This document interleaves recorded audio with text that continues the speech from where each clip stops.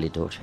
જેટલી ગોપીઓ હતી એટલા પરમાત્માએ સ્વરૂપ ધારણ કરી અને ગોપીઓ સાથે રાસ લીધો છે. સુખદેવજી મહારાજ કહે છે કે રાજા, ભગવાન કૃષ્ણ હર પળ ગોકુળવાસીઓની રક્ષા કરે છે, હર પળ ગોકુળવાસીઓને સુખ આપે છે.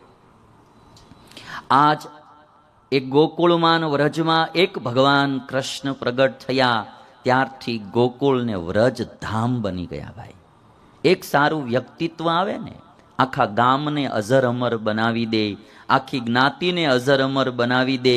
એક સારો વ્યક્તિ હજારોને સુખી કરે છે. કૃષ્ણ ભગવાન ગોકુળના અને વ્રજના વાસીઓને રાત દાડો સુખ આપે છે અને બધાની ખૂબ સારી રક્ષા કરે છે. મને કૃષ્ણની વાતમાંથી આ સૈનિક યાદ આવ્યા. રક્ષા તો આપણે બધાએ આપણા દેશની કરવી જોશે. અને આમાં કોઈ, હું તો સાધુ છું, હું કોઈ જાતિવાદમાં માનતો નથી. મારે તો બધી જાતિના લોકોના હિત માટે કામ કરવાનું છે. હું કોઈ એક જ્ઞાતિ માટે કામ કરતો નથી. મારે તો બધા